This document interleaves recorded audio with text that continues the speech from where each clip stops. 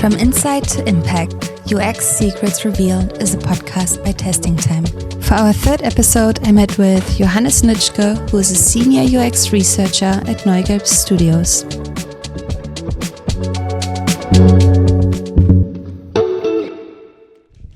Well, hello, we are back. This is the first episode we're doing outside of Switzerland. We are in Berlin today in the office of Neugelb Studios. And I'm not just here with Johannes, but also with Yuri, who is the 6-year-old, very sweet, very soft dog, who's sitting here with us and who's eagerly awaiting to hear some research insights. Johannes, I'm so happy that we can finally do this episode together. Thank you for having me. Very honored. To be part of the podcast. I did already listen to the first episodes. I think it's really great that you have this format, and I know Testing Time for a long time. We work together with Testing Time in many companies, everyone I think so far I worked in. So yeah, I'm very happy that you kind of create this environment to discuss topics and exchange. That's great to hear. Thank you so much. Before we dive into today's topic, can you introduce yourself, share a little bit about your background, and what do you do here at Neugelb Studios? Yeah, I would love to. So I'm a senior UX researcher at Neugelb Studios. We are belonging to Commerzbank, so we are a banking company. We are developing the Commerzbank mobile banking app. So basically my job as a researcher is to research users, to guide product development, to help teams getting the right insight and the right information at the right time. So basically we are a small company and small design studio, let's say, but we are embedded in the large corporate setting of Commerzbank, which is a more traditional German bank, which is very different ways of working and has a very large complexity with a lot of teams and initiatives, and it's just a huge place. And this kind of shapes also the way we work. I work in an IC role as an individual contributor. So I run the studies, I plan everything around it, but we are a very senior group of people kind of overseeing all research efforts on our product. Okay, exciting. I really like the topic you proposed to me because in some ways it's an extension of the previous episode, and otherwise it's a very different angle to it. For context, for anybody who may not have listened to the second episode, we discussed the benefits and threats of designing and building digital products with AI. The focus was really on prototyping and testing, and in this episode we'll zoom in on the user again. And we'll look at how the messy context and realities of our users often influence the experiences they have with our products. Johannes, you shared an example with me that triggered this episode idea.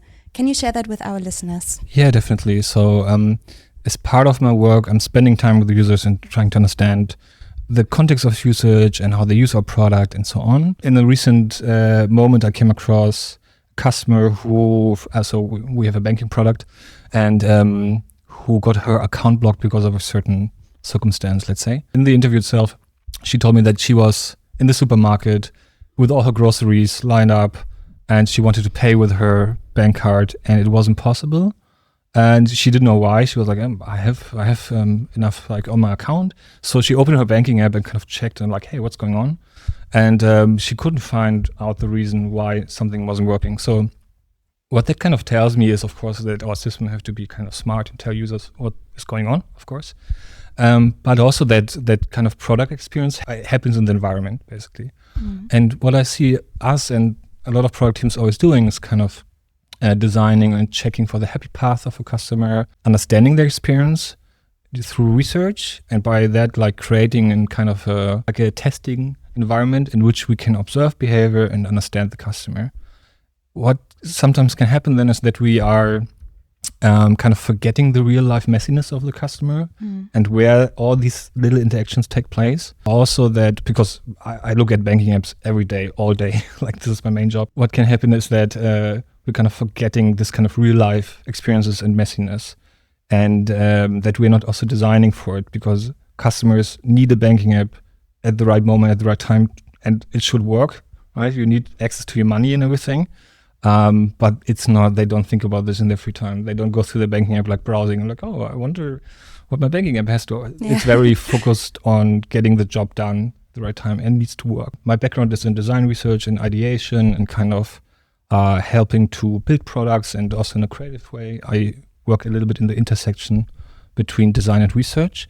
There is a shift right now, just maybe to come back to research in general as a discipline, where it moves more towards quantitative research and more about insights and overview about these insights and about the data we have within the company, right? So this niche of qualitative research, design thinking and so on is getting smaller, I feel, and a little bit cut off due to efficiency, which I think is true and can happen, but I think it comes with some downsides. And itself, like as the discipline, I think it has to, or we have to adapt as individuals, as professionals. The discipline has to adapt because we are moving faster.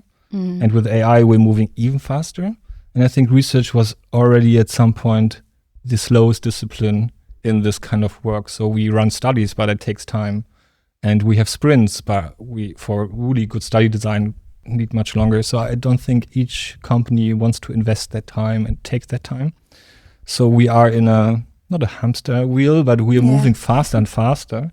We have to adapt to it, or we kind of will be left behind, which is not so positive to say, but the future will show, I think. Yeah, that's true. We have this undoubted disruption at the moment. I think the topic AI is everywhere at the moment, and everyone is trying to figure out what's the road forward and where does it actually make sense to use AI in a practical way, and where are actually limitations and hurdles.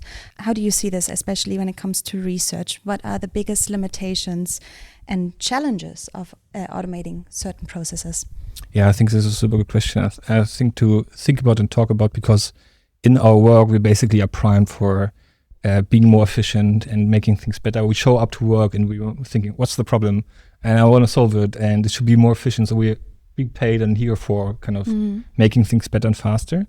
One thing is a limitation of AI and research and so on is what we talked about before, is that basically this customer I told you about describes her reality, and each product experience and product and so on and area has their own ecosystem and customer journey and their own messy reality, let's say. So by our work as a researcher right now, and it does feel a little bit like classical way of doing research, that it is kind of a little bit slow still because we're moving faster now. But what we do is that we absorb the emotions and the feelings and the moments of experiences from our customers. We store them inside. We analyze and we categorize and we remove our bias and so on. We have initially the role of retrieving these experiences and being able to move between these two worlds of our logical, efficient inner corporate world and companies and so on. But then also we are allowed or have the role of going outside to capture these messy realities and to show what we maybe have overlooked. The world out there is messy, and we're trying to make it logic for us so we can make decisions by it. We need to make decisions, so we need to kind of rationalize and so on. So I think the limitation is that if we are removing the human from certain user research phases, then this means that this kind of function will maybe differ or disappear maybe even. And I think it's by the researchers or by us knowing the discipline to ensure that it is used at the right moment in the right time of the phase, and that because just we know how kind of this is best used, or how we can guarantee that the output of our work and our discipline and generally of the function has the right quality so people can work with it. Because and that means that we are not only the advocate for the users, but we have to adjust to the environment, like to the business decisions, to the company itself. The stakeholders I work with, or generally, they're interested in what they can do with our work, not really how we do it by itself. Maybe some, but for example, stakeholder normal question is like, do our users like this? Or do they want to buy it? Or what do they prefer, for example? And these are very valid questions, but they are so hard to answer. Like, do users like this? Let's ask them. Let's ask 10 users in moderated interviews, and they will tell us if they like it. And this is the main idea very often I encounter. And then it's our job to say like, no, this is just a sample size of 10 people. So we know if these 10 people will like it, but we can't generalize this to everyone. So basically, the study design and how we do things needs to be sometimes very complex to have different sources of information, have a triangulation of these data sources and so on. And it's our job to kind of make this work. But by implementing AI into certain phases, also from the business decision, I think this can be tricky because, as I said, we have to adapt. And also our role in the organization itself are intentionally also as like critical feedback givers. Like we are often, if we come in for projects, we have an external and critical overview. We see a lot of parts of the product. We see the product strategy. We are embedded in a lot of environments. That kind of role of critical feedback thinker is not something the environment really likes very often. Not very nice sometimes. You have to criticize work. You have to criticize the product. Not every environment is very happy of doing that. But it is crucial. And if we are kind of removing that can kind of backfire on us, I think, or not removing it, replacing us in a certain way. If we can go for a short moment a little bit deeper into where to use AI. So basically, as I said, we generate data from customer behavior, also preferences and so on. We analyze the data. So basically, we make sense of it. We generalize it and we try to make an insight out of it. And then it's part of us to implement that insight into the organization and the decision making. So AI can be used in all these different phases, let's say. And it is right now, there's a lot going on. It's super interesting, I think, to watch how much AI usage and all these things are kind of tried out and marketed also, and kind of in all the different way. I think from my personal view, what's maybe the most benefit could be like AI as an UX expert. So basically not for data generation. Maybe I can give an example. So we had this Anthropic study. Not sure if you heard of it. It's where they interviewed 80,000 people on the Claude AI, I think it was. So basically they let an AI interview real people, and then this AI gathers all the data and makes sense of it and kind of gives a report. So that was a very like showing off case from them, because they showed off like, hey, wow, we can run 80,000 qualitative interviews all in a row without us moderating these. And that is so cool. And I do feel the same. So when I interview right now and I sit in 10 user interviews and I moderate all of them, I do think sometimes this can be automated. Yeah. Like I have to give an intro to everyone, and everyone needs to feel happy to be with me and to share the experiences, and I have to guide every single user. And after 5, 6, 7 users, I do get tired of it a little bit. I do this since a long time also, but I feel like, what I especially need is like one short moment of the interview. I need one, and everything I do around it is kind of to embed it in it.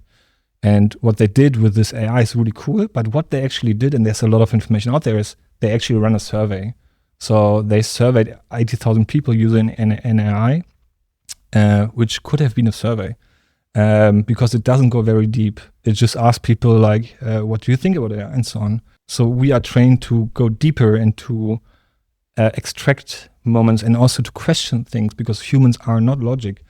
I maybe can give an example where we have had a study where we asked for a customer's sorting and having the contracts, kind of how they make sense, and kind of have all their documents and contracts and so on for a project.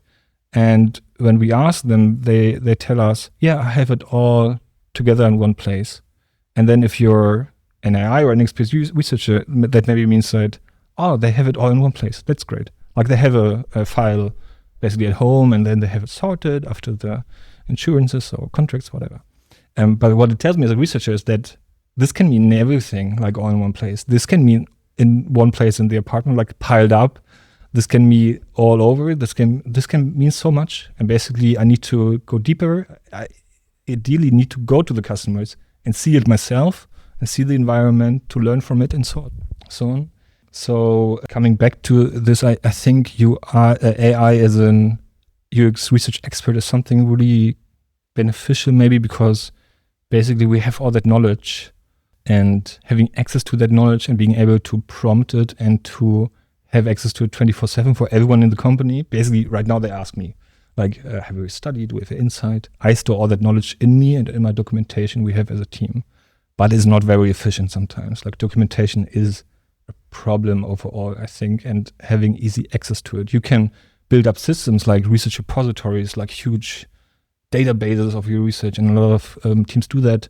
But it's always like, what's the invest into it and what actually benefits it to the environment. So what I feel like having this AI as a knowledge base, let's say, I think this is how it's mainly used and how it could be very beneficial for data generation, like asking users and going there. I think it's really interesting to play around with all these different things because it allows basically for scalability. I can't scale myself to 80,000 people. Like I would sit there for the rest of my life. Imagine having to do that, 80,000 interviews. I would be a robot. I would become a robot myself. You would be an AI moderated individual very soon yourself, Maybe I would record myself and then just come in for the moment. Show that. Exactly. I think it's very interesting, and we have to be creative with the ways we do research and extract data, and AI gives us a new possibility because we can now scale things. So, for example, how I try to scale usability testing by not sitting in our sessions is that I, for example, do unmoderated user testing with certain measurements in these, and then I scale these up. So I don't have to sit and moderate each session. I don't even have to listen. I just have to check the values later on, how kind of things performed, but that's just for usability. So I think the scalability is really, really interesting. And I think one limitation also of AI, coming back to the question, is that I think the desire in an organization is, like it always has been, is to have it all in one place. Every tool I know and this is the main selling or argument, a selling point for anything is like, let's have it all in one place. So we have all this information, all these people, all this individuality and all this inefficiency around and so on. So let's bring it all together and streamline it and make it better and make it more accessible. So I think this is a very universal desire. And it always makes sense. It's just not always, I think, also with AI, it sounds really great. But the thing is, if you have a system all in one place, you need to set it all up. You need to maintain this. It can be a monster. You have to know how to do this. You have to adjust your whole research process to it. You have to have a tagging system, and you have to have much more complex things. The trend I see right now is that we have, for example, in new companies, usually one researcher who's running all the studies, who also needs to set up AI automated workflows, and who has all this complexity to manage and this potentially monsters to kind of like set up and maintain, and then also run all the studies and also being responsible for everything. And I think we are shooting ourselves potentially maybe a little bit in the foot by thinking that we can streamline things so much that we can solve all our inefficiency problems. Sometimes inefficiency and being not really optimal is something maybe also to work with, or which maybe is beneficial to us, which we are not aware of. I like that you touched upon the AI moderated interview tools. A couple of months ago, I tested a tool myself. I'm not sure if I can mention the tool name, but I think that tool also just captured the audio and then transcribed my feedback, but it didn't capture, as far as I'm aware, any visual or emotional or anything in that direction. And you've mentioned in our preparation as well that AI systems are primarily text-based, whereas human experience is, of course, this environmental factors and is inherently visual. What are we really losing in the translation? Yeah, definitely. I think this is interesting to think about, or to discuss what we are optimizing for and where we can cut corners and scale, and where we are maybe not doing so. There's something when I see a lot of solutions out there that I would classify myself as AI agnostic, I would say. So when I see the benefit, I'm very happy and to jump on things, and I like the creativity around it, that everything shifts right now. I think this is super interesting because things have been the same way for a long time, and there are always shifts in our ways of working. I sometimes feel like a little bit like this is or it feels to me a little bit like the way how factories were set up. I'm explaining a little bit on a meta level, but I will come back to it, which is that basically back in the days in a factory, you have individual workers who all are building a car. Like it's very inefficient, but everybody has their skill set, and you bring it all together, and you have this moment where you come together and you have a proud of also confidence also of your skill and the place you belong to and so on. What happened with automatization in these kind of factories is that basically the skill set vanished and machines took over, which is great for efficiency and scalability and also for a lot of things. And this is how we work, right? Like we try to make it better and faster and so on. So we don't try to make it slower. It would be not so good for us. So I think if we bring this over to the ways we build digital products, then we can translate the same shift, or we can see maybe a similar shift right now, that we are reducing the people and we are moving more to a generalist role skill set of people. Also within research, if you own a niche, back in the days that you could shine with this, but now it's more asked to be able to do everything with less, and we're removing the humans out of the process, which can make sense from talking to users and kind of having this role as a researcher. I think we just have to be careful that I see it every day in like, let's say, in the news about surveys and so on. It's like, these people want this or think this and so on. Or if you look at the study design or how things are set up, it's very, very often not done the right way, but you only really see it if you have the knowledge of it. And I think this is the same how we're doing it right now. So basically, my feeling is that we are losing a little bit the user and user research. So we're trying to remove how we do things. But maybe, as I said, we're shooting ourselves potentially a little bit in the foot by, or we are experimenting right now, I would say, with where does it fit best, which is exciting. But as you said, so we have a lot of moments with users where there are like silent cues, nonverbal things. There are things in the gray area which humans are really good in identifying and going deeper, and this pairs with our gut feeling and with our confidence and expertise and so on. It is working right now, I would say, as it is. So we are basically trying to replace ourselves a little bit and automate ourselves, like a digital, when I design or create an AI expert of myself, which is things we are also experimenting here with and with all the different possibilities right now. Basically, I'm trying to replicate myself in a digital way. So I'm accessible 24/7 and all my knowledge lives in there. So once I leave, my knowledge is not gone and so on and so on. That does make sense. But I'm here right now and I can be accessed right now and I do my work right now. So basically, I would need to create myself again digitally, which then can live in the data universe, let's say, and can be accessed, which is more efficient. But I need to set this up. I need to maintain this. Basically, I need to do the work to do this. And also I need to do the normal work, right? So if the efficiency is the most reason, I'm not really sure that we are there quite yet, I would say. And especially this, what we talked about, this messy reality out there is something which, especially during COVID, where we are switched all to remote interviews because we had to, and we didn't go back to the old traditional ways of doing research, basically by going to the customer, going to the contextualized environment. There's a lot of very cool methods like fly-on-the-wall observations where you don't interact, you just watch. And it's all these little mini moments of experiences which are very valuable and also very interesting, I think. And at least for me, that makes the job as a researcher most interesting. We moved away and now we're moving further away, which maybe is how it is.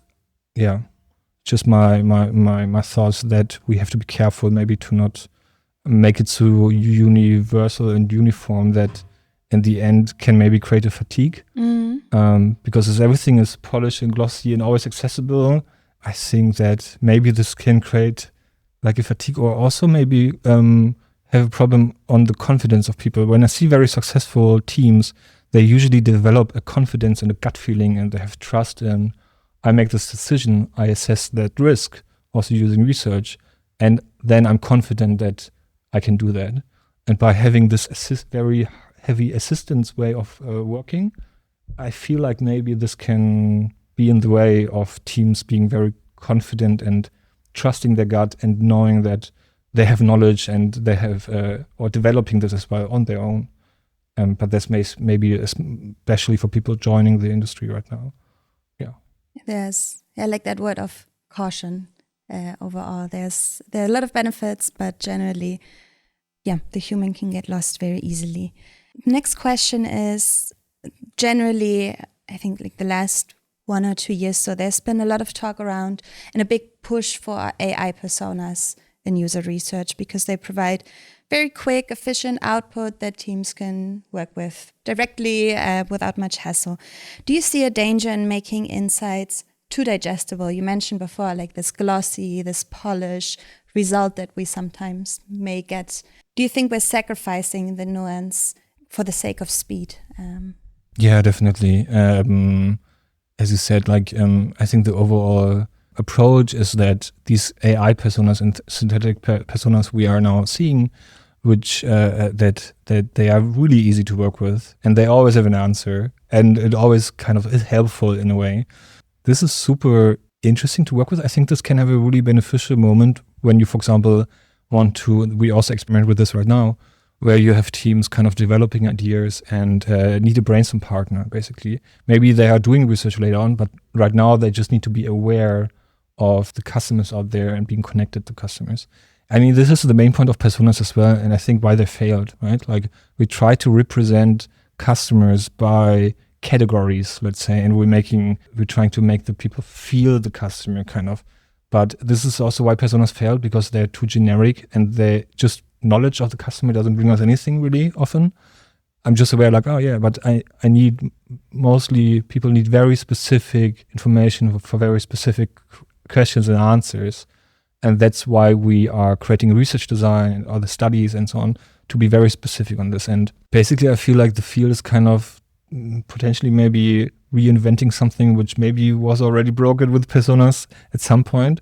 But now we can interact with them, which is very cool, I have to say. And there are a lot of solutions out there which are trying to make it work, I feel, and are putting out their products. And I think this can have a very beneficial role, but just as an addition. If it replaces of people doing actual research and actually understanding the messiness out there, which I think is a risk, definitely, this is not good, I feel. Because if it's only as a sparring partner and as having knowledge about what's out there and how we adjust our workflows, then that's a good way of doing things. It can lead to something which organizations are always trying to do, I feel, which is like talking to customers as a check mark. Like, we are user-centered because we talk to AI personas or because we have this user-centered element in our workflow. You make a decision, if you launch something, it doesn't work, it kind of comes back to, have you checked it? Have you checked it with users? Have you made the right risk assessment? Have you worked in a user-centered way? Are you really sure? And did you go everything through it? And having synthetic AI personas can, I think, misguide maybe teams of thinking they've not done it, because basically, as you said, so we have maybe a too polished and very perfect solution out there coming now. Real humans are not like this. Real humans are not logic. When we talk to them, even then, they tell us most often reported behavior, like, I've done it this way or like that. And even that cannot be really trusted, because our brains are trying to make logic out of things where there isn't really logic. Like, we're trying to explain our behavior by, this is because of that and this, but we are not good in this. And we are tricking ourselves, and we have very bad memory about things. So basically, it's not only what people say, but what people do. So the behavior which takes place, this you have to observe, and then you have to make up your own mind. By having this synthetic AI personas and so on, we are removing all of that. So we're making it very logic and easy to work with. But somebody has to go out there, I think, and to check the reality and to embed in the context and the environment of the users and to see how it really is. Yeah. Okay. How do you conduct research in your projects here at Neugelb Studios to really maintain and reflect this messy reality, this important nuance of user experiences? So we have a corporate setting of banking. So this is a regulated industry like healthcare and so on. So it's not always as easy as in startups where you can just run out and kind of do your own thing and have every solution. And this also impacts how we use AI or how we can use AI. So this also, of course, like influences my own ways of thinking about things. So we work in a corporate setting, and we have a very complex product with a large user base. The way we work is that we have stakeholders, like in every organizations, who have questions or projects who need insights and so on. And basically they, as I said, they have this more simple questions like, do our users like this or something, right? And then it's our job to kind of get as close to the reality. We never can capture reality. I always tell them that it's impossible to really, we can only, I mean, you can with a lot of investment of doing a large study and all this grid, but nobody has time for that. Also in our environment here, everything has to be ready yesterday. And we are generally in research, also here, everywhere, I think, running on the thinnest line of research rigor and methodology, like research designs and so on. We're having the fastest version of something, of being able to deliver insights and getting answers to these questions. And that's why I'm making this point that I'm thinking we are running on the thinnest line, and now we are trying to cut it a little bit even more. So we have to be careful, I think. So research in here is, banking experiences, mainly in a contextual kind of understanding of the things. If I can ask a follow-up questions on that. You mentioned earlier this example of, okay, how do people keep their banking information at home? And you said like, oh, things are in one pile, and that can mean very different things. Are you ever able to do in-house research with your users or the users of Commerzbank? Kind of really rarely. So banking is a very privacy-oriented domain, I would say. Yeah. No, but not everyone is really happy to kind of let company and people into that space, or to a certain amount. As a large corporation, we have a lot of information sources. So if you are at a startup, mainly maybe you have a very certain target group where you can say, okay, I get an understanding of this target group, and then I can. But we have millions of users, which means we have a lot of segments and so on. So that's what I mean with the materiality. There are all these different groups out there. Having an answer on, do our users like this? It's just in my brain, it starts something like, okay, what users are we talking about? What's the business interest?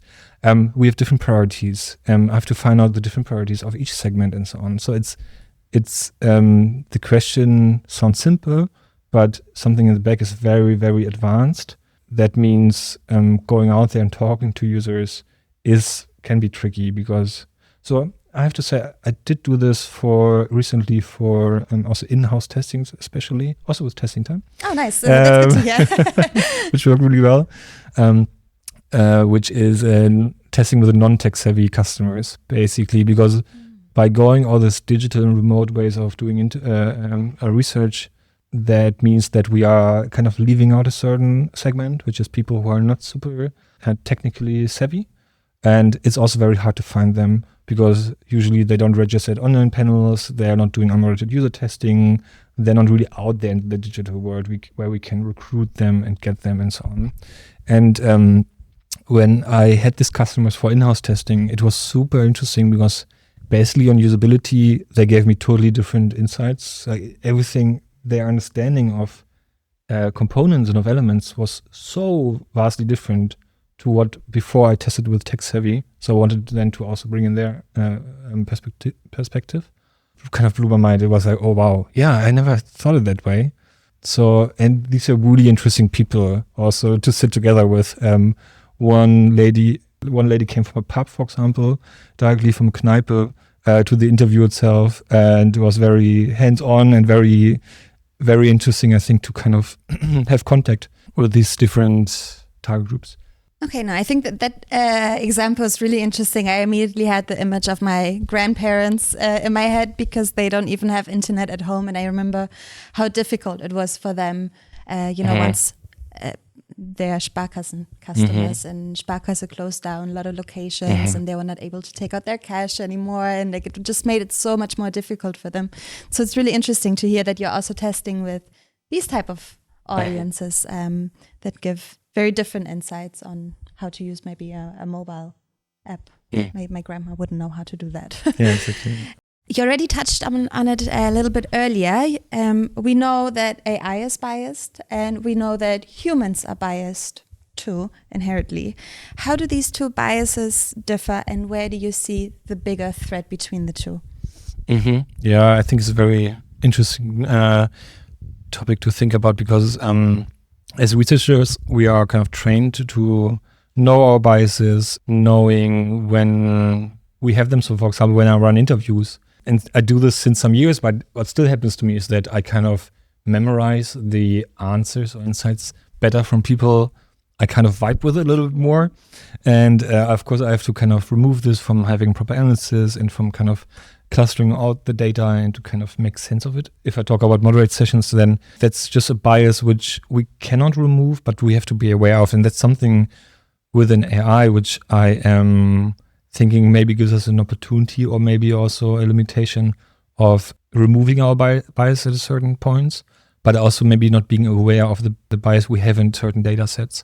So all these kind of AI systems have to retrieve the data from certain data sets, and there is a bias in them and there's a complexity in them, which we can train, I think, for like having this understanding. But yeah, it's a very tricky setup, I think, in general. I think, as I said, like being aware of your biases, knowing where they apply, knowing how confident you can say something. Like when I make an insight or bring a decision or want to guide a team towards a decision making, I always kind of make an asterisk about like, this is as far as we know. This is as confident as we can be with this. This is the assumptions we can take. And this is the confidence we have to have with it to kind of move along and to get work done. Like we can't like be stuck in decisions and so on. With my work and with my kind of, to the teams, not really sure AI systems I'm experiencing right now are able to do this. The confidence they go out with, like, I have the final answer, to somebody who prompts them, who maybe doesn't have this knowledge about all the implications behind it and so on. So I feel like there's always like a researcher needs to be in between or guide this, which to kind of make sense and create the context, which then I think like, does it then help us or me? Like if I can do this in a traditional way myself, but yeah, as I said, so we can scale this. I think one thing which maybe comes down a little bit is too that this critical thinking role in general from research in product or in general in organizations. So challenging things, making connections, networking, being embedded in many contexts or environments, and being able to have all this knowledge and have an impact on roadmaps, have an impact with our work in general. I think so. This is the main goal we all want to have. Like if I run a research study and my results don't lead to a decision, then this is the worst case for me because I have all done for nothing, like all the effort, all the sweat, and all what I've done. So this is the main thing I wanna avoid. And by having AI systems, this critical thinking role maybe would vanish if not really guided well. This is a little bit my thought, and also the development of confidence and gut feeling, which I already mentioned, which I think is really important of successful teams or teams who can have a fast pace and can move along really well.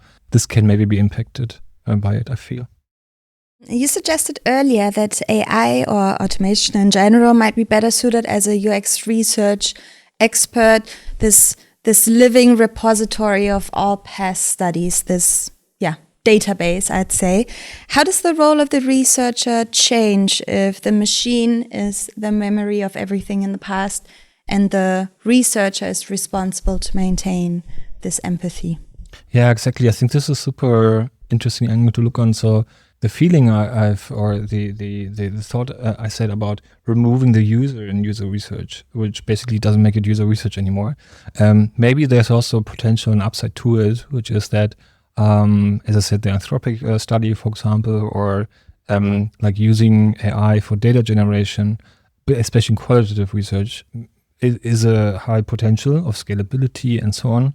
But there's so much also downside of what we might be losing if we don't do it the right way. So I think this is a great question, because as the overall shift with AI as well is that it frees us up from things we are not so good in, like documentation, efficiency and knowledge and so on. And maybe we can focus more also within research on what we're really good at. Right, this is understanding customers, understanding the complexity, the messiness as well, being able to go in there. So I think like seeing the limitations and outlining them is important.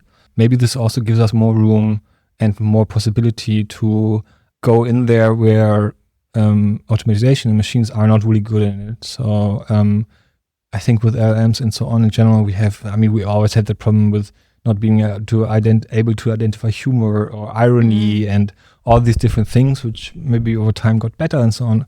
But really understanding humans, we are so complex and we have so many like social skills and so on, which I think are really beneficial. So maybe there's an opportunity of making this phase stronger and then making the later phase stronger, which is implementation, networking, being this very insightful person who's able to have the data in the background and to be able to implement this into the organization. I think there's something we see right now.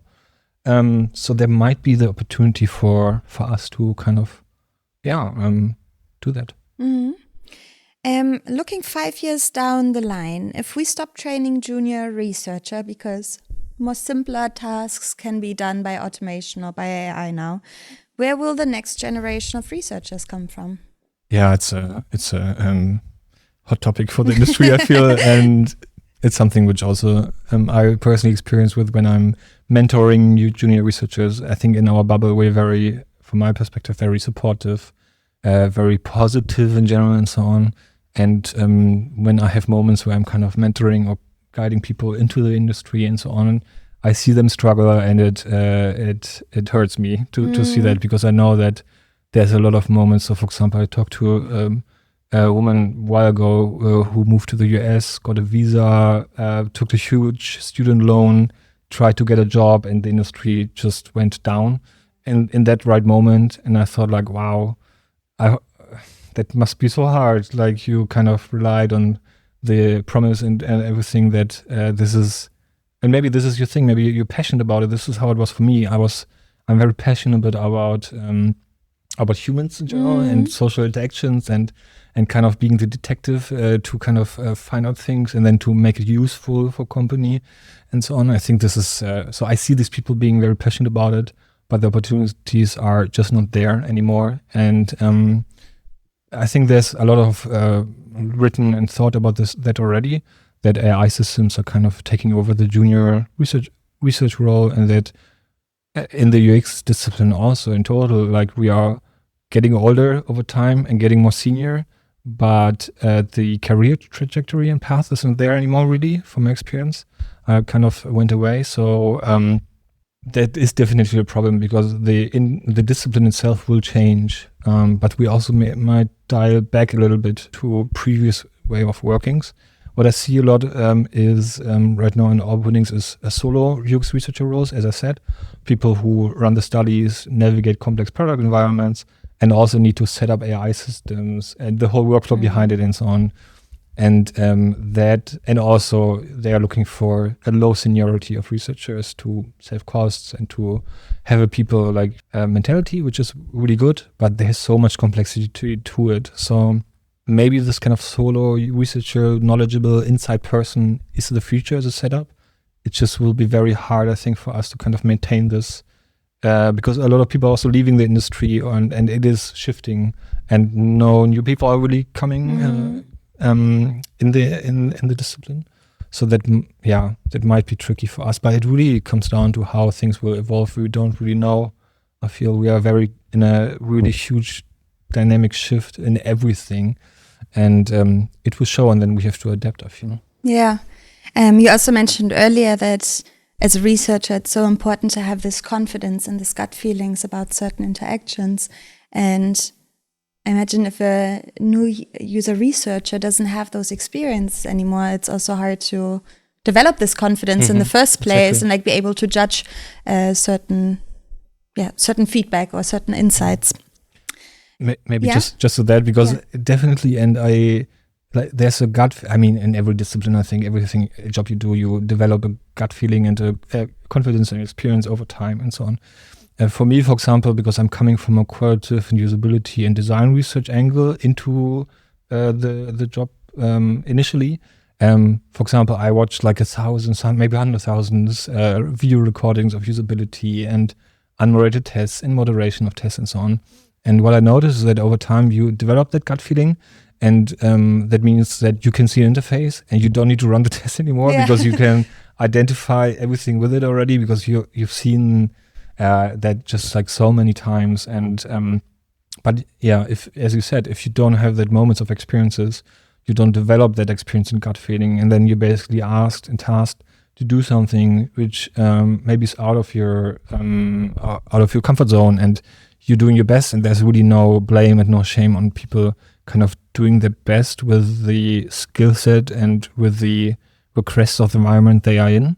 It's just for an environment maybe you're not really knowing sometimes also. So maybe give an example is that I worked at a company previous times, which when I arrived, I was the first researcher, and the design team did research themselves, which is fair, and they had a research need, so we call it people who do research, and it's fine. So, but when I arrived, I mean, really no blame and shame. If I needed to design something, which I did a while ago, I mess up so much. I mess up all the components, everything behind it. If a designer sees that, they're saying, thank you, I do it again from scratch. Yes. Because it doesn't help me. I just have to clean up your mess a little bit. And that's also what happened to me recently when I designed something. And that's fair. That's why we have people knowing this and doing these things. So when I arrived at this company, first thing is that the team did a presentation on the research results, and they had slides with 70% of our users like this feature and so on. And I saw that and I was like, I wonder how they did that work. And fair, they did the best what they could with and so on. But basically they asked 10 users, and 7 of them, basically they counted them. So 7 out of 10 liked it. So 70% of our users like this. It was tricky because I had to go there and say like, hey, sorry, you can't really say that. It appears like 70% of our whole customer base want that. That means you need to ask everybody or have a representative sample size of that. But so that's what I meant with a simple understanding of let's talk to our customers, and by applying the right research design and the right methodology, and knowing also what we can't say, or just to a certain degree, or where we can just give indications, but that's maybe enough. Like an indication of, hey, this seems to be the case. 10 out of 10 people hate it. This gives an indication that this is not great. Yeah. Can be a total coincidence of like, oh, we just found 10 people who don't like it. I mean, I wouldn't ask the question if people like it, but the sentiment comes, people say what they like or don't like. It's just that you can't take it forward. So yeah, and the organization around it, when I worked there, they didn't recognize it because it seems legit.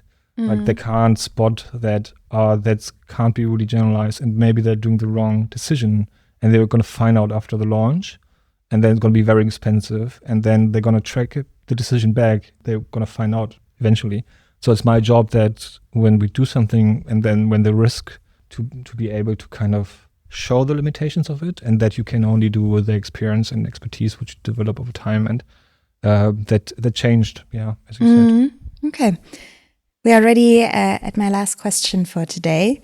Let's say a CEO is listening to this episode and is about to replace a big portion of their research team or research budget with automation tools, which we've seen in a lot of companies in the last couple of months. What would you advise that person? And is there one messy human insight or this messy reality that they're guaranteed to miss if they do that? I hope they would. CEO would ask me or somebody else about that. As we talked about, I think it's a reality which takes place right now. So we can't really just like avoid it or hide or something. So it is happening, and it's often the business decisions behind it to kind of create more revenue and more efficiency and automation and so on, which is valid. That's the main interest, and we just have to see how to make it work. If a CEO would approach me, I would, I think, advise to do this like in every other discipline as well, to have guidance or kind of have experts kind of or kind of making suggestions how to do these. Because what I see right now is a lot of people who are non-researchers coming into this domain and pushing for solutions, or maybe not non-researchers, but who are bringing automation solutions, but maybe don't have covered the whole area with it, or are maybe not aware of the downsides of it, or just want to sell something, basically. Also the case. I think is to check with people who have knowledge about this, as we talked, to identify where it does make sense and where not. Where do we want to automate and to also experiment? It's basically also experimentation setting somehow with it. But the solutions should be guided, I think, by people who know the craft and who know the compromise you have to take about I'm going to invest this and I want to get out that. Basically, it's always like you put something in and then you get something out, and that needs to match. If not, you can create a mess. And I think especially for me, if I come to an organization and there is a mess and I need to sort it out, it's even worse than if there's nothing. Because fixing something which is there but broken or kind of not fully covering everything is harder because it's already implemented and people already have experiences, and you need to basically challenge all of that and fix it in a way that can be much more costly. So I think it's to be very intentionally about what we want to do. Where does it really bring us benefit? Are we saving or being more efficient or not? So I would say let's do it, but let's do it intentionally. Okay. I think these are good last words for this episode. Thank you so much for sharing your insights with us. This has been really a lot of fun. Cool. Thank you for having me. Yeah, of course. Good.